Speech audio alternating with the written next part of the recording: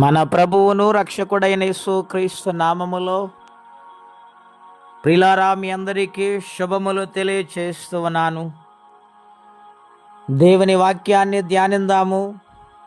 యోవేలు గ్రంథం 3వ అధ్యాయము 18వ వచనం. ఆ దినమందు పర్వతములలో నుండి క్రొత్త ద్రాక్షారసము పారును, కొండలలో నుండి పాలు ప్రవహించును, యోదా నదులలో నుండి నీళ్లు పారును.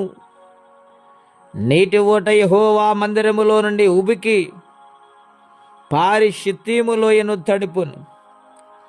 ప్రియులారా, ఈ ఉదయకాల సమయములో పరిశుద్ధాత్మ దేవుడు యోవేలు గ్రంథము నుండి మనతో మాట్లాడుచు ఉన్నారు.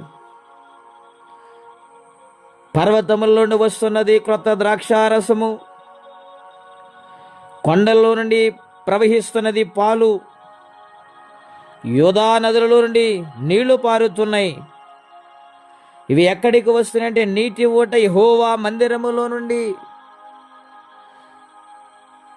ఉబికి షిత్తీము లోయను తడుపుతున్నాయి. పై నుండి కిందకు ప్రవహిస్తూ ఉన్నట్లుగా ఈ ప్రవాహమును మనం చూస్తున్నాం.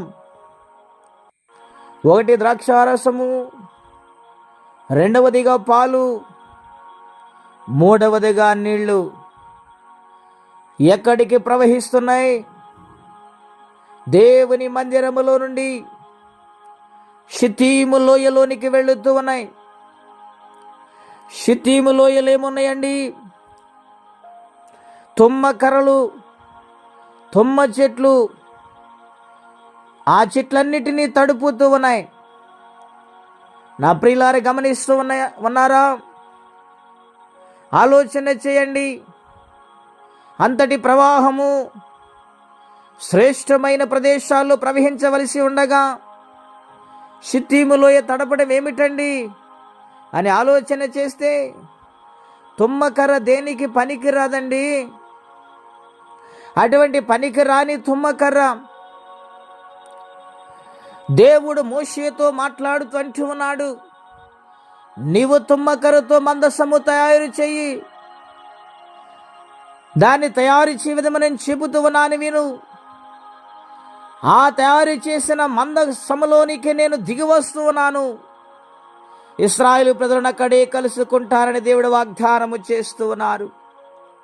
ప్రియులారా, ఎన్నిక లేని తుమ్మకర్ర, ఎవరి పట్టించుకోని తుమ్మకర్ర, ఎవరు కూడా లెక్క చేయని ఆ కర్రను దేవుడు తన మందసము కోసము ఉపయోగించమని మోషే గారితో మాట్లాడుతూ ఉన్నారు.